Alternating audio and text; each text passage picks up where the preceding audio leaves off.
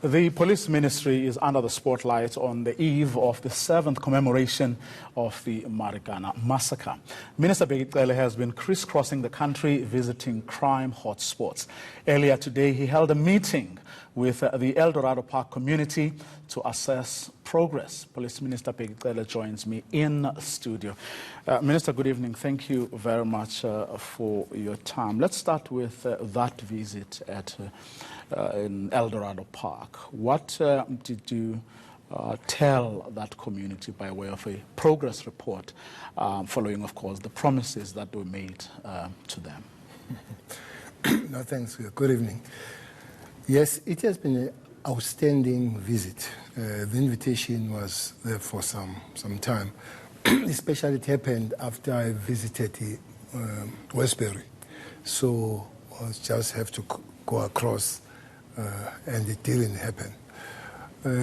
I had to go today. I've spoken to quite several individuals there in different formations to come, one, to listen, but two, as you say, there's been government there before, including the former president, I think, and the other people that have visited there. A lot of fanfare, in fact, when the former president went there. But they agree that the fanfare did take life, did live, but for a short time. So that's one main feedback we are getting, to say, if and when things happen, make sure that they are sustained, they happen that way for a very long time. So that's one major message that one received today. Well, I mean, it's exactly what the residents of Cape Town are talking about, isn't it? That it's one thing to bring more police, and in the case of the Western Cape, add the army, but they get worried about what's going to happen once they leave. Again, crime situation. I see crime crisis. We'll debate that one day. Crime situation cannot be the police matter only. By the way, including even the justice system. There's many elements that will have to come in to deal with the crime situation. When you go around and you speak, there is one thing that we term environmental design. Let's take this case. My predecessor, Fikile Mbalula, went to Marikana, not the other Marikana, the Cape Town Marikana, where 11 people were shot and killed. He requested that there should be these tall lights, they've got a special name for it. They were calculated how many they will make impact there. There were 8. There is one that is there now and not working. Police was shot under the camera inside C, Kailisha. When we wanted the footage, we discovered that the camera is not working for 8 years. So those are the things that together with all other departments will have to fit to make the environment easy for policing. Your lighting, your cameras, your houses, your roads, the numbers on the houses, so that when we chase, you will know where to go and all that. So maybe it is on that score that 3 weeks earlier we called what was called Crime Summit in Cape Town. And it was not just police, there was the Minister of Social Development, there was a Minister of State Security, there was Minister of Women, and the expected was the Minister of Basic Education.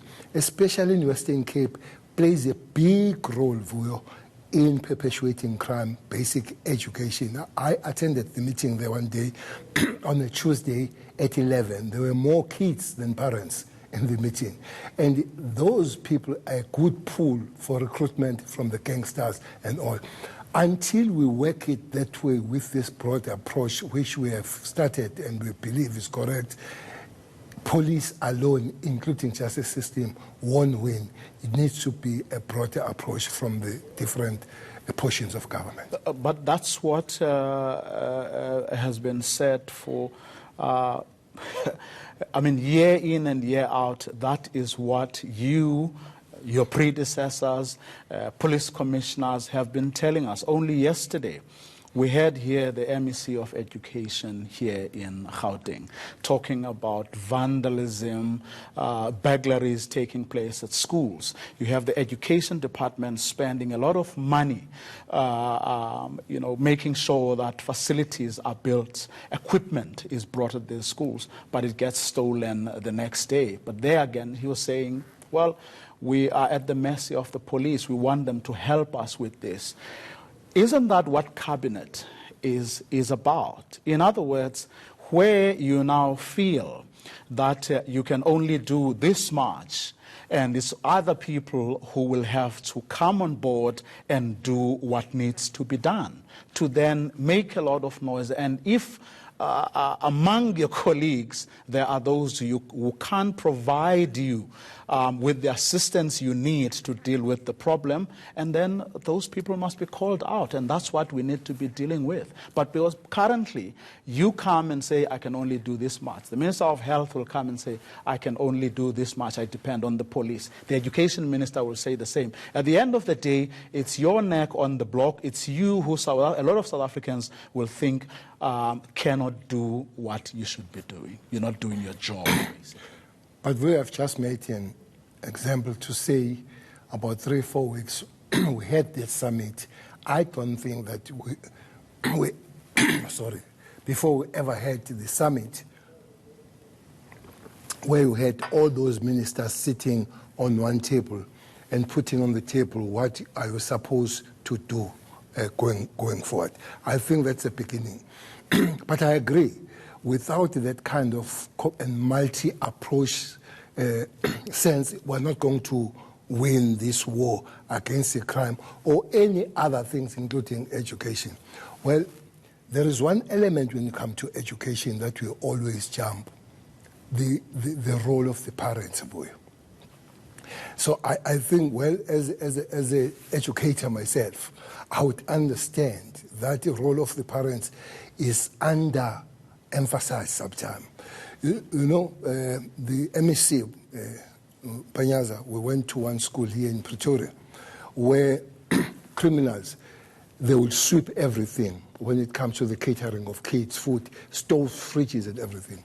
We have found out that people that were leading that are parents, members of the SGP, leading that. So if you don't emphasize the role of the players, for instance, I said to you, you go to the meeting, there are more kids in the meeting than parents. That is not a police work for you. That is a parent's work to find out. I think we are letting parents off the hook when it comes to education. These things they steal, they sell it in the community, and who makes the community are same parents.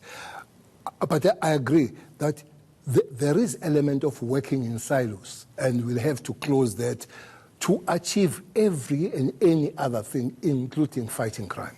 I get that, and I'm sure a lot of the reasons you've just put on the table now are responsible for some of what we see. But the MEC says we think there are syndicates operating in the East Rand, for example. Same pattern. It looks like it's the same people when you look at their modus operandi and so on. And then he says, but I can put a guy with a knobkiri at the gate and expect him to fend off criminals that come with R1 rifles or AK-47s. So who is supposed to put? Crime intelligence, the police. Again, you are running away from the point I'm making. No, I'm not. I'm saying there may be a contribution. I mean, there's a role that those role players have to play as well. You see, we have met with the MEC. For me, it would be unfair to come here and have the discussion that is supposed to be a further discussion with him. So that is outstanding to sit down. One thing that you have suggested, we are not going to be able to put a police officer in every school. What we have done is to school adopt the police. So the nearest police station, that's what happened, I think in one area, I forget the place where it happened, that there was that quick response where the criminals were found at the school as they were doing that. It's on the white area place around the greenhouse or Greenwood place. I can't remember the place. So we have done that. To say the school must have a dedicated police officer in that particular area, so that when you phone Vuyo, you don't phone the police station. You phone Vuyo Mvoko, and you say, I'm Pegitele from this school. And if that becomes your baby, you run there without reporting rather than phoning in the police station. Unfortunately or fortunately, Western Cape is doing much better on that adopt. What are they doing differently? For some reason, I think it has just worked. It could not be all the schools, but it's just work that the schools, they know their police officers, the schools, they work with their police officers and all that. And they take rounds. I was listening, I think I was in Philippi, when the pastor and the principal was telling me that the police, they come, they'll take rounds, they sign that they've been at school, they sign the OP. In some other schools in Cape Town, they stand at the gate and they shout, Mr. Principal, things are okay, but most they go there, they take the round, they write, hourly they know what has happened in school. And that also put the understanding that if you do things, you might be found by the South African police member at the school, because criminals, they also observe. So I think for some reason in Western Cape, we're beginning to work on it.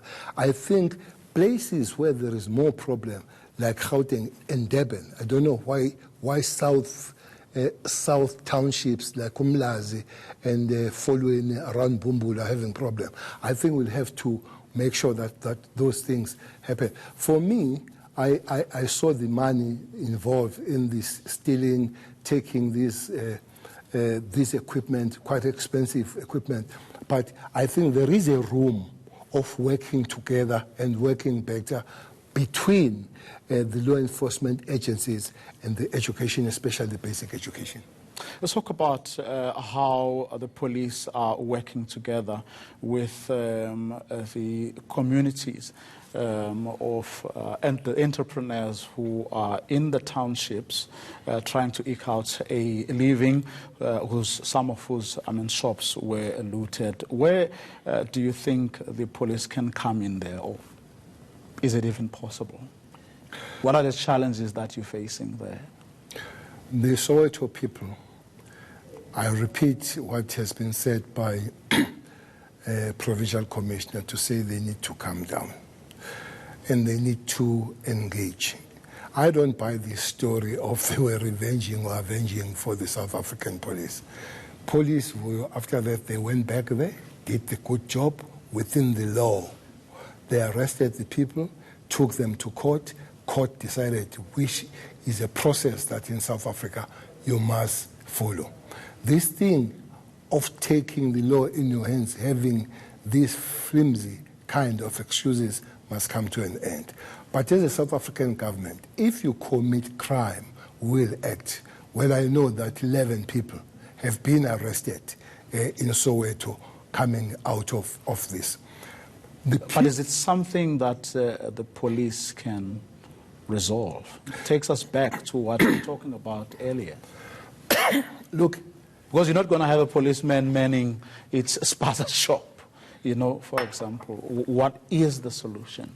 Look, the former Minister of International Affairs and Relations, Dr. Sulu, invited African ambassadors and high commissioners, 2 meetings. We sat down with them. We put our complaint as South Africans about the crime that is committed by the foreign nationals. Put the crimes committed by South Africans against the foreign nationals, vice versa. But it has continued. Last Sunday, there was a briefing by the new Minister of International Affairs, Dr. Pando, who was dealing with the matter that we have been facing in Nigeria. In Nigeria, there have been some young formations that have been fighting the presence of South Africa there because South Africans commit crime here. What we have agreed upon is that this thing of government to government maybe is not going to work much. We need to create mechanism of people to people.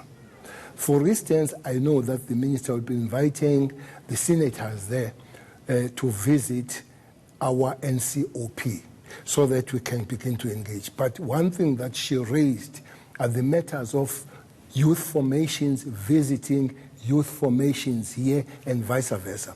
Are you going to extend that to, say, Somali business people meeting with South African business people or residents, because there it's not Nigerians? There are specific issues that have been raised with Nigerians. Maybe that's why it starts there. But you will have to create a people-to-people kind of conduct for this thing to work, and there will be no reason of extending it to other African countries to make life easy. It doesn't work much if it is government to government at the diplomatic level.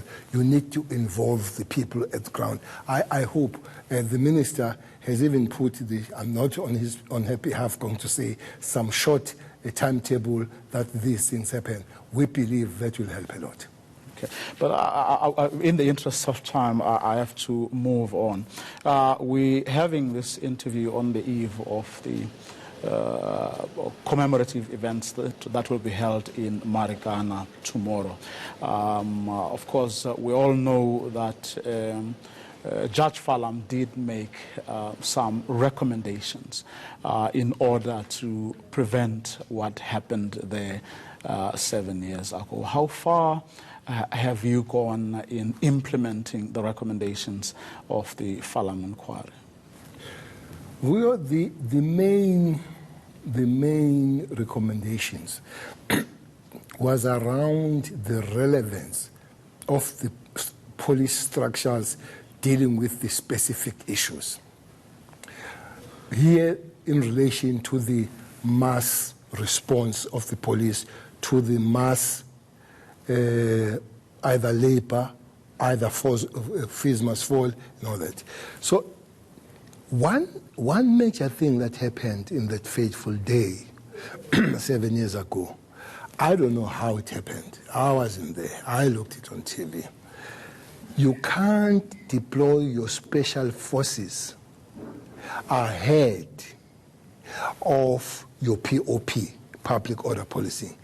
That night or that late afternoon, that happened. They're not meant for crowd control. They are not issued with a rubber bullet. They are not issued with tear gas. As they come, it's at the end of them need to defend the situation that is there. So somebody put them in front on that particular day. Falam is making a big point on that. Make sure that your deployment is correct. You train your POP, of which when that point was made, we had about 4,000 POP members. At the present moment, we have got 6,877 of them.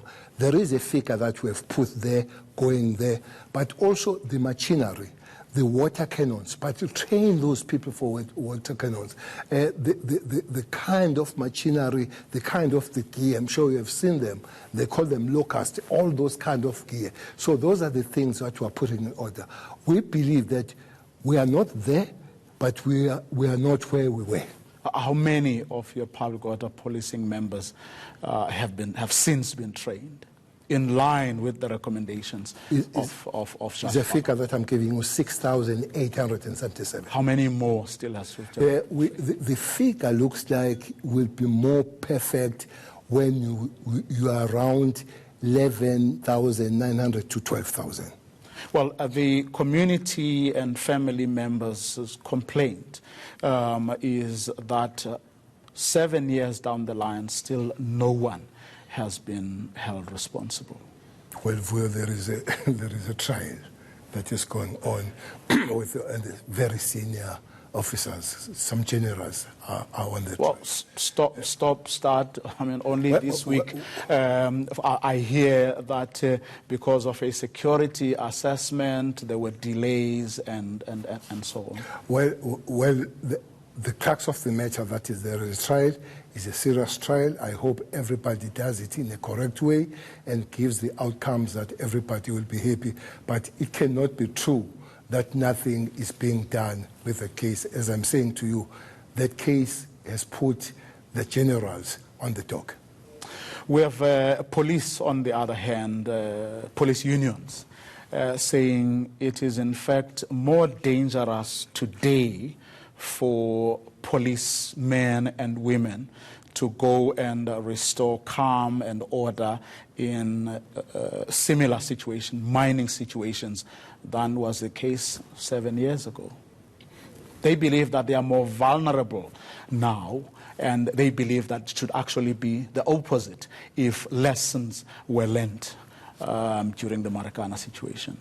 Well, I'm not the spokesperson for the unions. And basically, there'll be two big ones, your Pop Crew and SAPO. We sometimes listen to them. What they see would not be necessarily what we see. But it's beyond the mining, the industry. Generally, policing is dangerous. As I've explained to you, that the environment design does make difficult for the South African police members. Unfortunately, for the last 5-6 weekends, I've been burying the members of the South African. The worst part of it, the oldest one for the last 5-6 weeks, is 32 years. In fact, I mean, according to one of the unions, no less than 60 members of the NUM were murdered since the Marikana massacre, and with that, a lot of police who were trying to help those people. So what would be the issue there? Is that... No, I'm agreeing with you that, it is dangerous, but the question then is what can be done?